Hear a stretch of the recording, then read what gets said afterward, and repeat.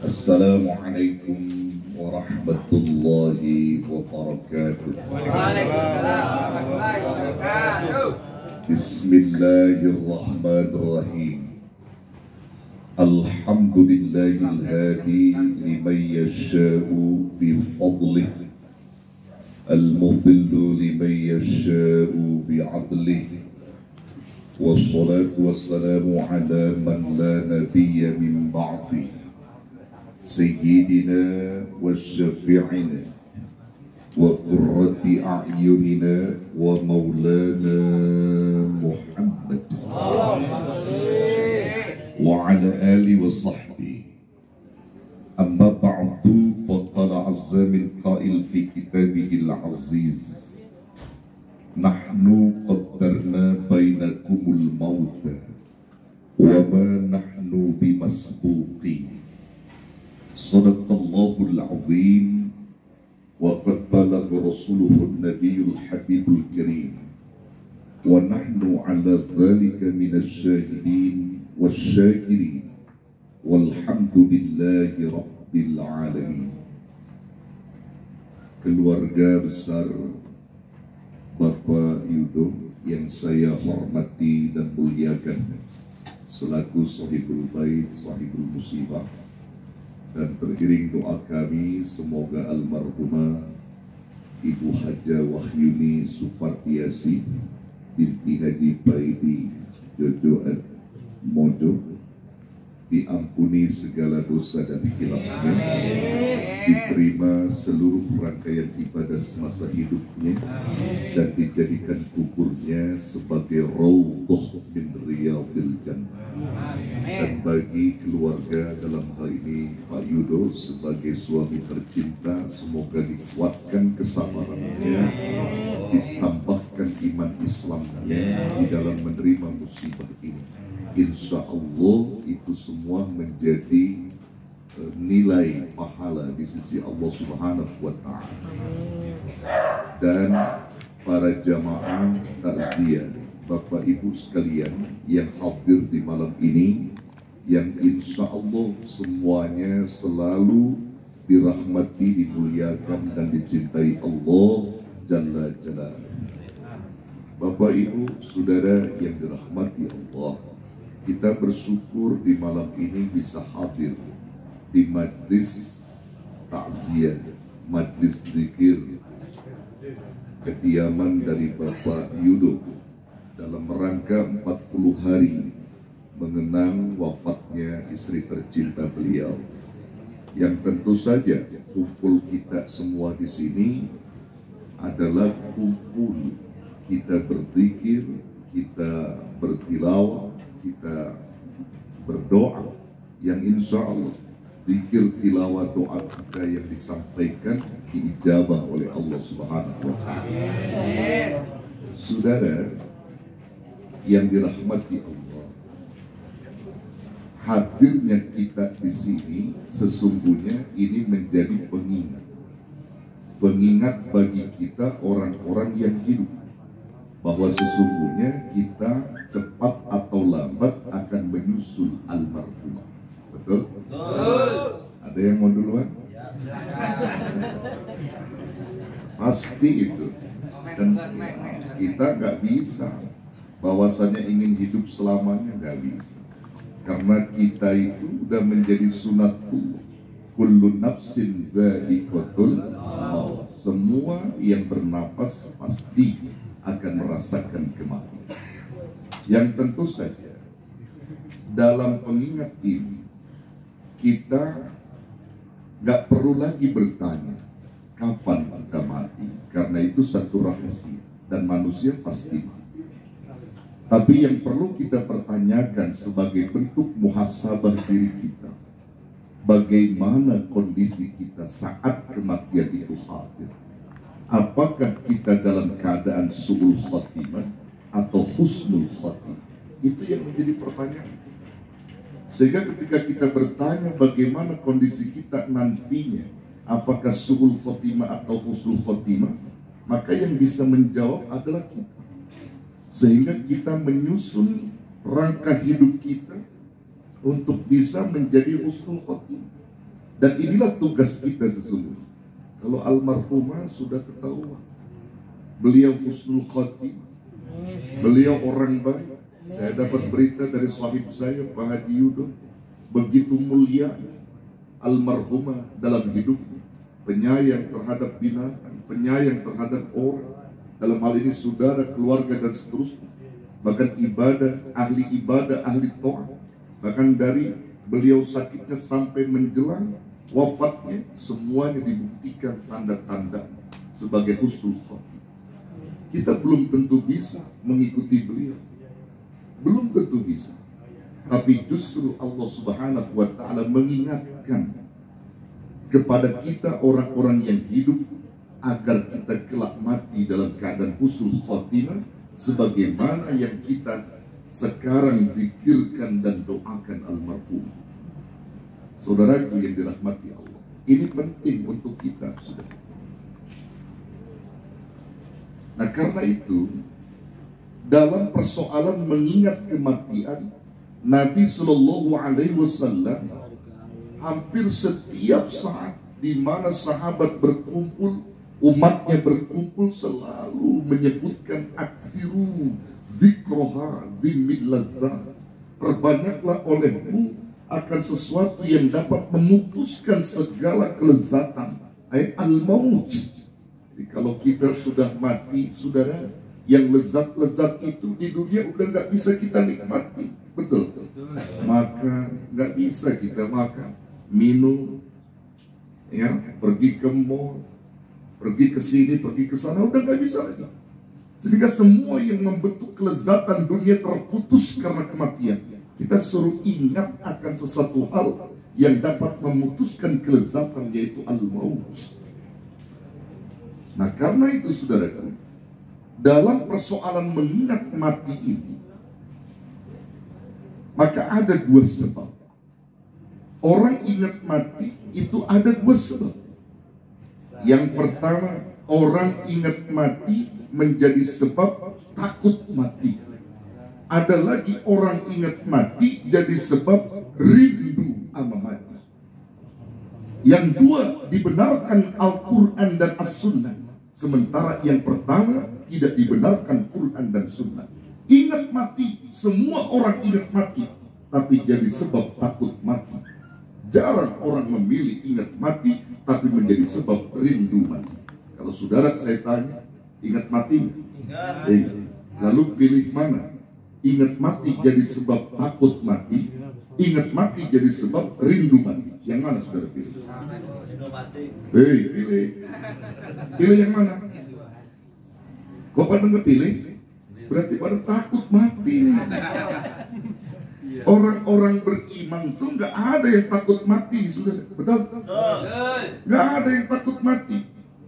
Karena mati itu satu kepastian.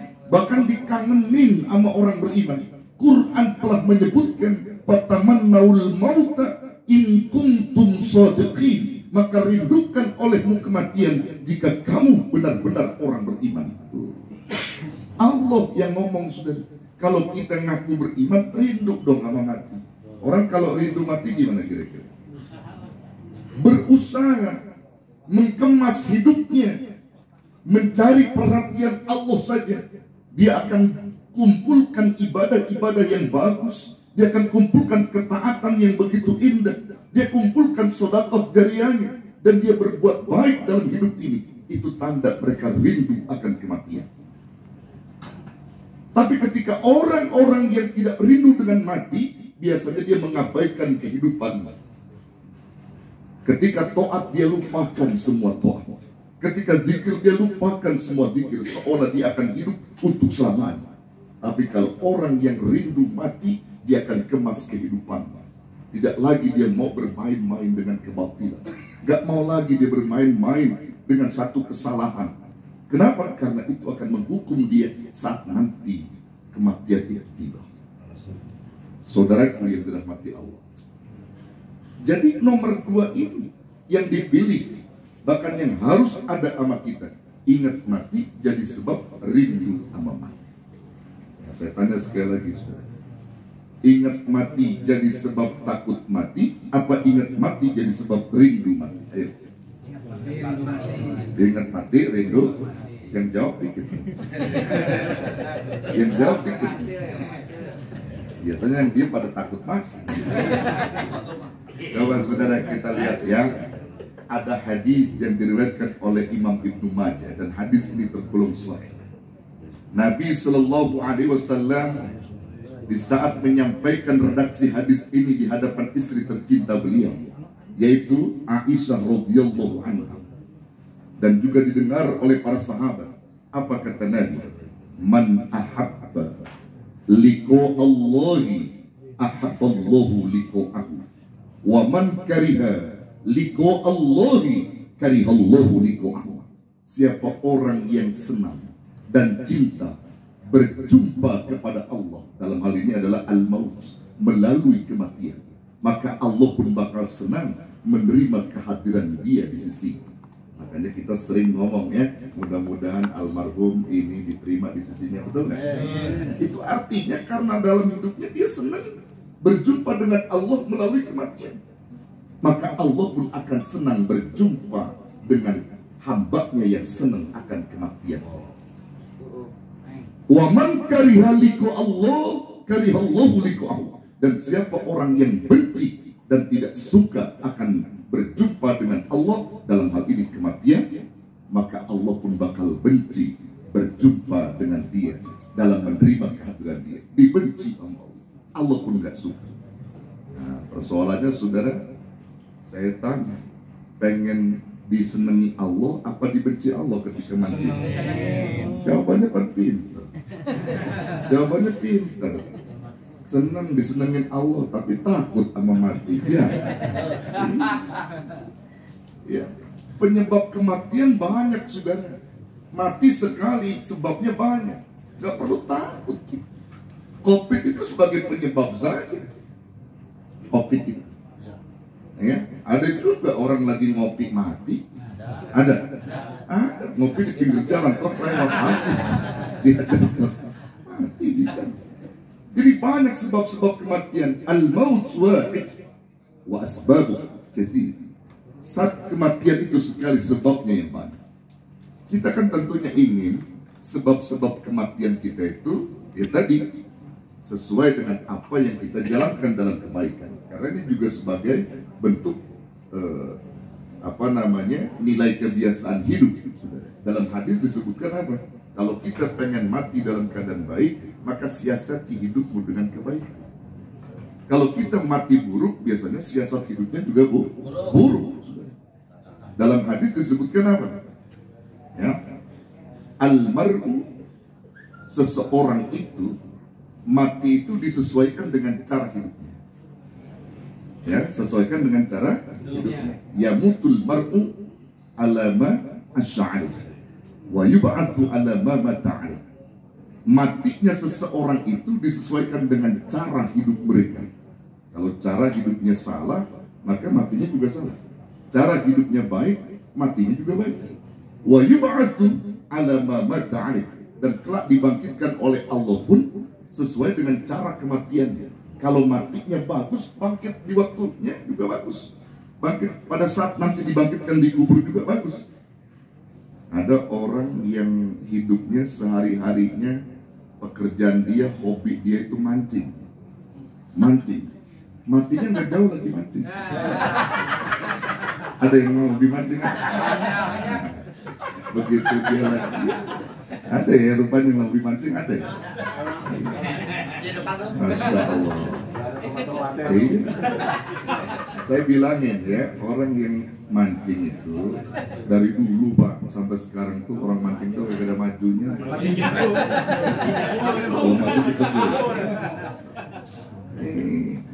Mancing itu kalau dia biasa mancing lupa sama taat tuh biasanya nanti kematiannya nggak jauh lagi mancing. Lagi ngedet ikan, lagi negar ya, negar ikan tuh lagi dia mau tarik, ditarik lagi sama Israel.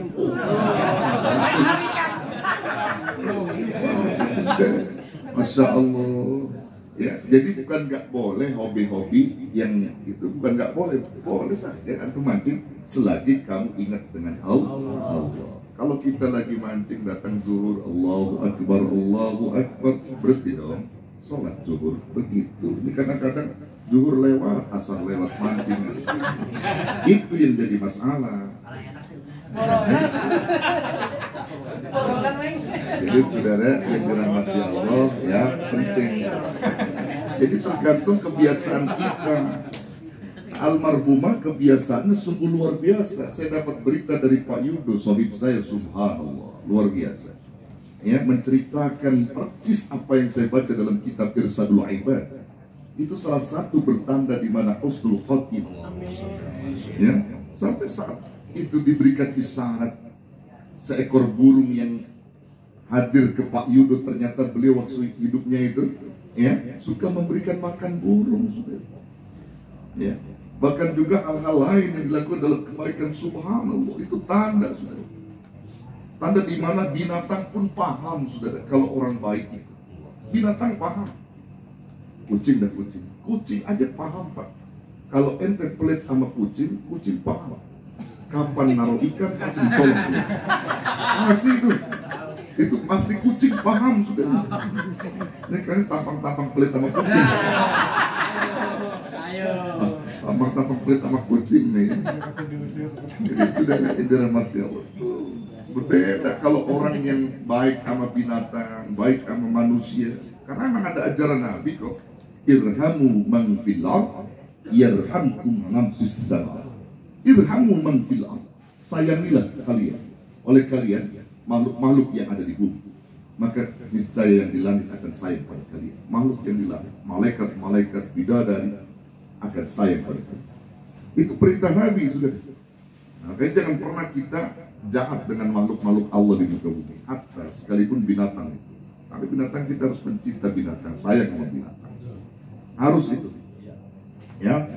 Jadi kalau ada kucing, saudara, contohnya kucing misalnya, ketika dia mengelilingi kakimu di saat kamu sedang makan, itu ada hadis, kata Nabi, jangan kau abaikan kucing itu. Sesungguhnya kucing itu sedang merancang yang diperintah Allah untuk memberikan rizkimu setelah itu. Jadi kucing itu sedang memberitahu dan menginformasikan kepada kamu, saat itu dia meminta belas kasihmu dengan ikan yang kau makan, maka saat itu Allah akan merancang rizkimu setelah kau berikan makanan kucing. Jangan kira, sudah. Ya. Jadi antum kalau lagi makan dikelilingi kucing, lagi makan ikan, saya tanya, antum kira-kira ngasih kucing? Apa yang kita kasih? Makin pelit itu. Ada lepak. Ada kurang cucu. Tulangnya, makanya rezeki ente seret mulu. Masih kurang mulu sih. Jangan, saudara. Masya Allah. Jangan. Ini saya cerita dikit ya nih. Saya cerita dikit aja nih. Kisah. Saya yakin waktu saya pulang ceramah, diajak sama panitia pulang, jalan macet, Pak. Saya dijemput pakai mobil, jalan macet. Begitu jalan macet, perut lapar. Kata panitia, mampir dulu ya, warung Padang susah ditemukan, ketemu warteg, masuk warteg kita.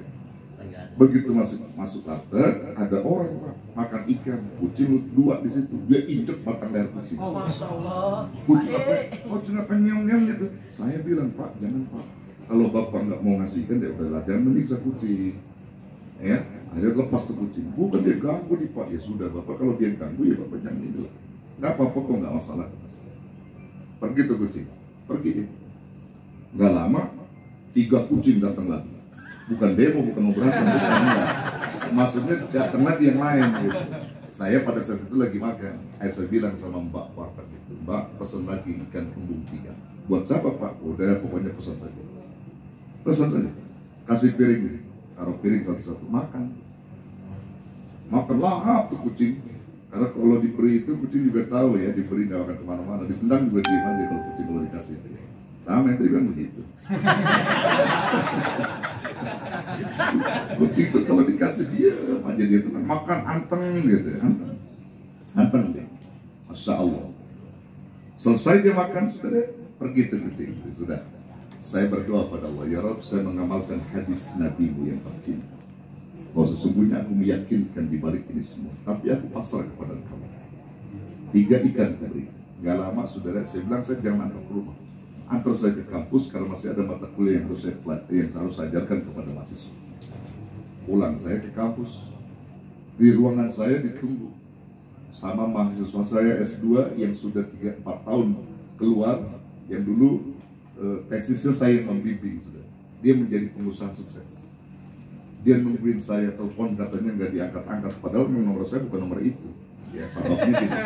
Ya bukan nomor yang itu yang dia nggak diangkat-angkat katanya. Tetapi saya tungguin aja kayak 2 jam, saya nunggu di ruang kiai. Alhamdulillah. Ada apa gerangan?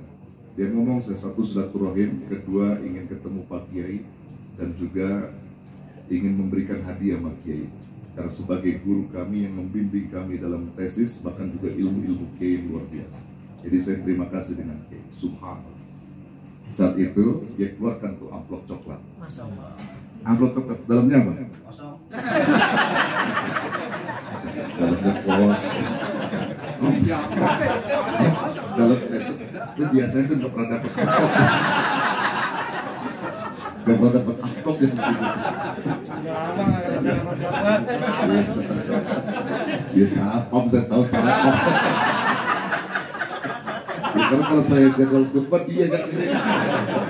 Dia belum pernah dapat amplop dia. Masya Allah, ya. Amplop coklat saudara, dalamnya apa? Subhanallah, fulus saudara, fulus. Allah karim. Begitu saya buka saudara, masuk saya udah pergi tuh, saya buka, Masya Allah, 20 juta saudara. Masya Allah.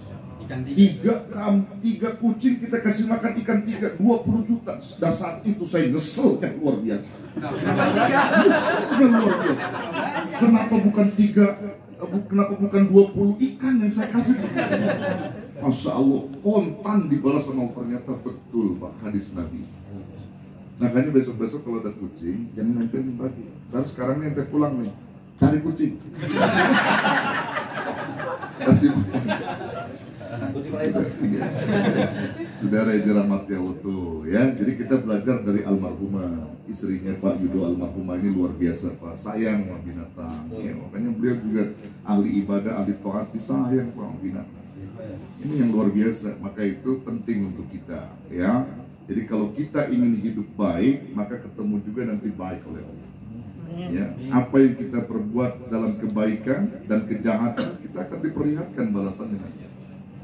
Baik buruknya. Faman ya'mal mithqala dzarratin khairan yarah wa may ya'mal mithqala dzarratin syarran yarah. Penting tuh.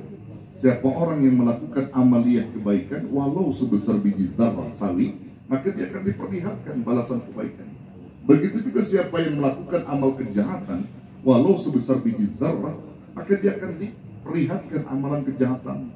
Makanya kebaikan yang diperintah sama Allah sikapi oleh kita. Makanya orang beriman tadi yang ketika nanti mati husnul khotimah dan sudah dipastikan insya Allah surga, maka dia sikapi kebaikan yang diperintah sama Allah. Saya suka bilang sama jamaah, tolong dicatat dan diingat-ingat. Kebaikan yang diperintah Allah, baik itu sholat, puasa, zakat, apa saja yang sifatnya kebaikan dari Allah, maka sikapi dengan 4 karakter. 4 karakter ini penting saudara. Itu yang membawa kita husnul khotimah, itu 4 karakter. Jangan tumbuhkan 2 karakter. Karena sifat manusia itu kalau kita lihat itu ada 6 karakter, yang 2 disalahkan dalam agama, yang 4 dibenarkan. 4 aja kita ambil. Orang beriman punya 4, orang-orang di luar iman punya 2. Terhadap menyikapi kebaikan yang diperintah oleh Allah Subhanahu wa Ta'ala. Nah, saya pelajari Pak, 4 kebaikan, 4 karakter ini ada sama almarhumah. Ketika saya mendengar cerita Pak Yudo, ada sama almarhumah. Lalu kan belum tentu ada dulu. Coba kita lihat. Ini kita lihat ya.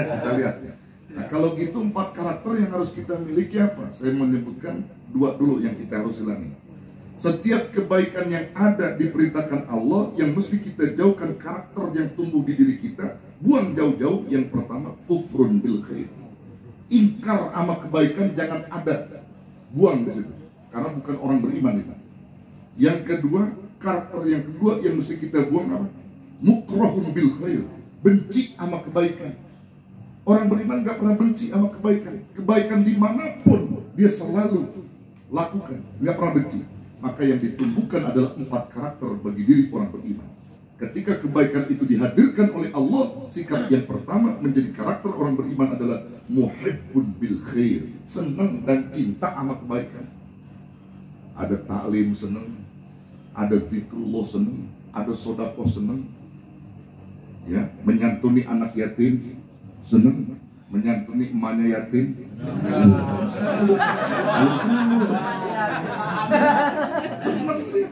Ada muhibbun bil khair. Jadi ketika dia menyantuni yatim senangnya luar biasa, karena disitulah kebaikan yang Allah ridho dengan kita. Boleh juga nyantunin janda, boleh. Tapi bilang nggak boleh, boleh. Selagi antum lurus nyantuninnya, jangan bengkok-bengkok. Karena ada yang bengkok-bengkok. Ada saudara. Kayak di rumah sana ada RT lagi. Ya. Ada RT tuh dapat gusuran 250 juta saudara. Nyantunin yatim, nggak banyak yatim disantunin cuma 2 disantunin. Dia panggil ke rumahnya, dia kasih yatim yang 1 500.000, yang 1 50.000. Ini RT kerjanya. Saat itu kan emaknya nanya, saling nanya, dapat berapa anak empok? 500.000. Kok anak saya cuma 50.000? Waduh, nggak beres di RT ini. Tanya sama Kiai, coba Kiai tanya, mungkin barangkali bisa jelasin sama kita, biar ditegur sama Kiai. Datang ke rumah Kiai, Pak Kiai, bagaimana nih? Anak saya dikasih 50.000, anak empok tadi 500.000. Kan anak saya dua-duanya yatim, kok bisa beda Pak Kiai? Siapa yang ngasih? RT tersekson. Saya tanya RT, bener tuh, RT ngasih beda-bedain yatim, yang 1 500, yang 1 50.000. Betul Pak Kiai. Kenapa bisa begitu Teh? Ini kan anak yatim dua-duanya. Emang si duit antum Teh? Ini asal Kiai tahu, dia ceramain kita. Asal Kiai tahu ya, kenapa? Kenapa saya kasih 500.000 sama tuh yatim? Karena saya lagi demen sama emaknya. Waktu demen sama emaknya dia bilang. Kalau yatim yang 1 masih kagak demen sama emaknya, ada jelekan. Jadi yang cakep kan dia demen, ada yang begitu. Na'udzubillah, semua na'udzubillah. Jangan sampai, awas terjadi sama lu ya. Satpam, awas satpam. Jadi ini penting saudara, ya jangan senang dulu sama kebaikan yang diperintah. Senang. Harus cinta dulu sama kebaikan. Baca Quran senang, zikir senang, insya Allah. Di situ nilai husnul khotimah kita. Tuh yang pertama. Yang kedua apa? Ketika kebaikan udah kita senengin, di saat kita melakukannya, maka karakter kedua tumbuh di hati kita. Mukhlisun bil khair. Ikhlas dalam melakukan kebaikan. Kagak ada beban Pak kalau orang ikhlas. Gak ada beban. Benar-benar karena Allah. Contoh. Antum kalau diundang kondangan, itu kewajiban antum memenuhi undangan itu, betul? Ya, tujuannya apa antum kondangan? Memenuhi undangan shahibul hajat, agar kita dapat nilai pahala silaturahim dari Allah, kan begitu? Siapa yang udah ngomong pengen makan gitu. Kalau niatnya pengen makan udah berbeda urusan. Satu saat diuji sama Allah sampai ke tempat kondangan, masukin amplop 200.000, makanan habis, dia nyesel. Jadi gak boleh begitu. Jadi karena Allah mukhlisun bil khair, kita harus ikhlas dalam kebaikan itu. Apapun kebaikan yang diperintah, kudu ridho dan ikhlas. Mukhlis. Nah ini karakter kedua ya, tolong tumbuhkan. Antum kerja juga kudu begitu. Kudu mukhlisun bil khair terhadap pekerjaan itu. Jangan gerutu kalau dalam pekerjaan yang baik, jangan gerutu. Tahu gerutu enggak? Dumel. Kerjain Jangan gerutu. Kalau Pak Yudo bilang, ya atasan Pak Yudo kan atasan bilang, kerjakan itu atasan menurut bagus. Sambil nawalto nak begitu. Jangan depan Pak Yudo, iya Pak Yudo, di belakang Pak Yudo. Nggak boleh begitu. Nih gua buka aja nih, ada Pak Yudo nih. Begitu ya. Jadi kudu mukhlisun bil khair gitu. Ya, kudu ikhlas dalam kebaikan. Itu karakter tuh. Kalau kita nanti mau dimatikan husnul khotimah. Yang ketiga, setelah kita ikhlas dalam melakukan kebaikan, maka di saat kebaikan itu hendak kita mau melakukan lagi, maka karakter yang ketiga disebut dengan syauqun bil khair, rindu sama kebaikan. Kalau hari ini kita sudah melakukan kebaikan, kita akan menyusun lagi kebaikan berikutnya, menanti kebaikan-kebaikan yang akan datang. Rindu sama baik, sama kebaikan itu rindu, kangen gitu, kangen luar biasa. Itu karakter orang beriman, kangen. Makanya saudara, ya, jadi orang tuh dikangenin orang dan dikangenin Allah. Itu penting. Allah kangen, orang kangen, bagus. Kematian juga kan kita begitu. Makanya kalau kita mati, Pak, itu mesti dikangenin Allah. Kita kangen sama Allah, Allah juga kangen sama kita. Itu mestinya begitu. Orang semua, makanya dua sebab kematian itu. Ada orang yang mati itu, ya, ada orang yang kehadirannya semua orang itu mengucap alhamdulillah, bersyukur karena hadirnya sebuah nikmat. Ketika dia pergi, orang semua kehilangan, menangis, mengucap innalillah wa inna ilaihi rajiun. Itu tanda orang baik. Tapi ada yang kedua, hadirnya orang itu menjadi musibah buat orang banyak, sehingga semua orang mengucap innalillah wa inna ilaihi rajiun kalau dia hadir di tengah-tengah kita. Kenapa bisa begitu? Karena kalau dia hadir, pokoknya sendal kita pada hilang. Itu musibah tuh. Awas tuh sapam lu, hajar. Kalau dia hadir tuh sendal pada hilang. Itu jadi musibah. Begitu dia pergi, meninggalkan kita, datang kematian, semua orang kompak mengucap alhamdulillah rabbil alamin, karena nikmat kepergian dia itu satu nikmat. Jangan sampai kita jadi orang begitu, saudara. Jangan sampai. Nah, kalau kita udah menjadi orang yang dikangenin Allah dan orang banyak, itu bertanda kita husnul khotimah. Karena kita syauqun bil khair, selalu rindu dan rindu melakukan kebaikan. Begitu, saudara. Nah, baru yang keempat. Nah, ini penting buat antum nih. Kalau Allah perintahkan kebaikan, yang keempat tumbuhkan, saudara. Daibun bil khair, terus menerus melakukan kebaikan selagi kita diberi napas oleh Allah, nggak pernah jeda kebaikan itu. Sholat, puasa, zikir, berbuat baik dengan yang lain, kecuali kalau kita sudah menghembuskan napas terakhir, sudah tidak ada lagi kebaikan. Daibun bil khair, terus menerus melakukan kebaikan. Wa'bud rabbaka hatta ya'tiyakal yakin, terus sembah Tuhanmu sampai datang kepadamu kematian. Sepanjang kita masih bernapas, maka di situ masih banyak kebaikan yang mesti kita lakukan. Maka kalau empat karakter ini kita tumbuhkan di hati kita, yakin saudara, mati kita akan dimatikan dalam keadaan husnul khatimah. Antum udah ada belum? Udah ada belum? Empat karakter tadi udah ada belum? Insya Allah. Jangan udah aja itu. Insya Allah jawabnya. Sapam udah pede aja. Insya Allah kita ada, begitu ya. Tolong dicatat sama antum tuh ya. Ingat-ingat nanti pulang selesai ceramah ini, ingat-ingat ya Allah, empat karakter mesti ada sama kita, begitu. Dan bisa diberlakukan dalam pekerjaan kita kalau kita mau husnul khotimah. Contoh almarhumah, orang baik, orang ahli ibadah, orang taat. Bahkan Irman juga udah bicara, masya Allah, menggotong keranda jenazah beliau, nggak ada, seolah-olah nggak ada jenazah, enteng banget. Coba kalau sampai mati berat banget, nggak ada, saudara, enteng katanya. Itu tanda, Pak, tanda enteng. Masya Allah, masya Allah. Belum tentu dah kita dapetin yang begitu. Makanya kita buat contoh orang-orang baik. Contoh buat orang-orang baik. Kalau kita nyebut orang baik meninggal dengan kebaikannya, memang tugas kita.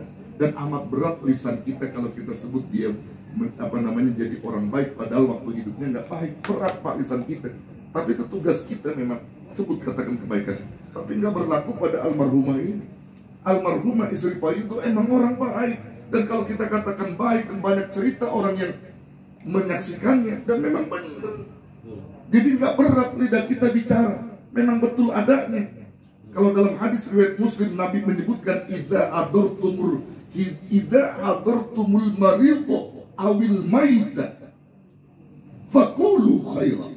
Itu Nabi pesan, apabila engkau menghadiri, mengunjungi, menziarahi orang yang sakit di antara kalian atau jenazah di antara kalian, faqulu khairan, maka ucapkan olehmu yang baik-baik. Itu pesan Nabi.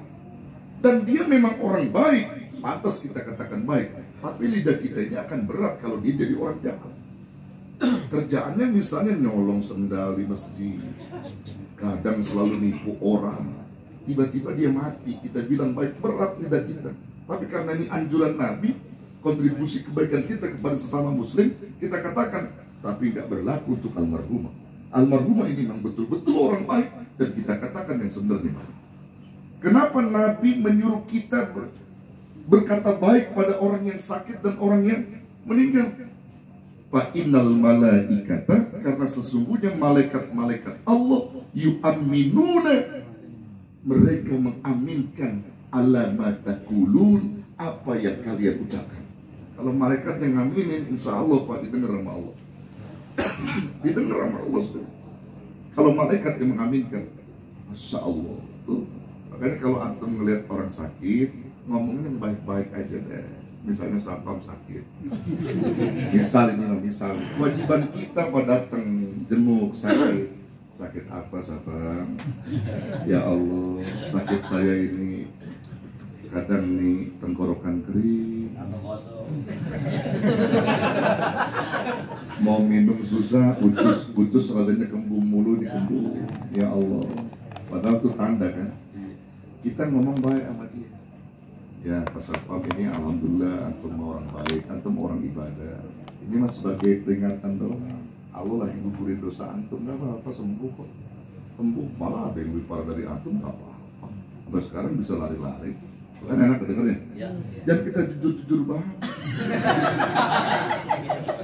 Satpam, apa yang dirasa? Perut kembung, kadang minum terus susah masuk. Ya, Satpam, itu mah agak lama lagi. Makan yang enak-enak. Jangan begitu, jangan. Nggak boleh. Nggak boleh kita ngomong begitu. Ya, apalagi kita ngomong begini nih, begitu dia bilang sakitnya apa kembung, kemudian tenggorokan kering, susah makan, susah minum, apa kita bilang? Ayo kita sama-sama ambil tim hadrah, sama-sama kita syairkan bila itu jadi rame, bisa gemeter dia.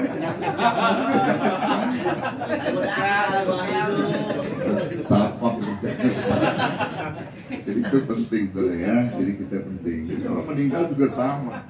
Ya kita ucapkan yang baik-baik, insya Allah. Almarhumah memang orang baik dan memang wajib kita katakan baik. Ini buat contoh kita semua orang-orang yang hidup sudah ya. Orang-orang yang hidup, insya Allah ada nilai-nilai yang Allah berikan buat kita. Insya Allah. Nahnu qaddarna bainakumul mauta wa ma nahnu bimasbukin. Allah berfirman dalam surah Al-Waqiah, kami yang menentukan kematian di antara kalian. Ditantang oleh Allah, tidak ada yang bisa menyaingi kekuatan kami, kata Allah. Siapa yang bisa menolak mati? Gak ada. Kami yang menentukan semua itu. Maka kita harus kembali kepada Allah Subhanahu wa Ta'ala. Karena Dia yang menentukan kematian dan menghidupkan kita, maka kita ambil yang baik dan terus dekat dengan Allah. Insya Allah Allah akan berikan yang terbaik untuk kita. Amin ya Rabbal Alamin. Nah, ini aja saya kira yang disampaikan. Terakhir saya mau bacain Fatihah untuk almarhumah. Juga kemarin Pak Yudo ya, jamaah saya hampir ada 200 jamaah dari masing-masing majlis yang saya bina. Ya setiap majlis ada yang 50 jamaah, 200 jamaah. Saya sampaikan mohon dengan keikhlasan. Ini istri sohib saya, beliau orang baik. Saya ceritakan Pak Yudo apa yang saya dapat dari Pak Yudo Irwan, dan memang itu betul adanya dalam kitab Bersadu Ibad. Saya ceritakan ada yang nangis di antara jamaah saya mendengar subhanallah Pak Kiai, luar biasa ya istrinya Pak Yudo itu, subhanallah. Ini contoh buat kita. Saya sediakan nanti, lalu saya bacakan Fatihah dan saya sholatkan gaib ya pada saat itu kepada seluruh jamaah. Masya Allah, belum tentu kita bisa seperti itu ya. Jadi saya bacakan Fatihah, sama-sama kita baca Fatihah untuk beliau, khusus almarhumah Ibunda Haja Wahyuni Supardiasi. Al-Fatihah ta'ala niyatil qabul wa tamami kulli sulul ma'mul wa ala salati san zahiran wa batinan wa anna Allah ta'ala al-karim yaftahu alaina futuhal arifin wa yufaqihuna fi din wa yarzuqna kamal al-ikhlas wal yaqin.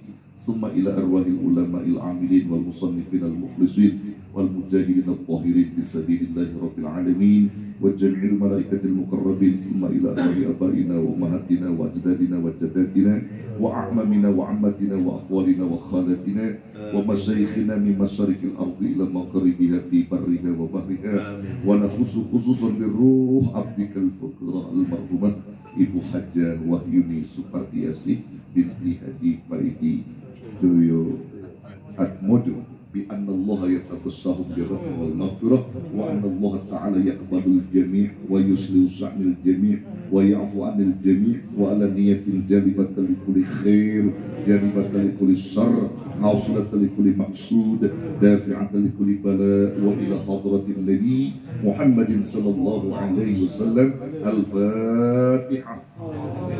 A'udzu billahi minasy syaithanir rajim. Bismillahirrahmanirrahim.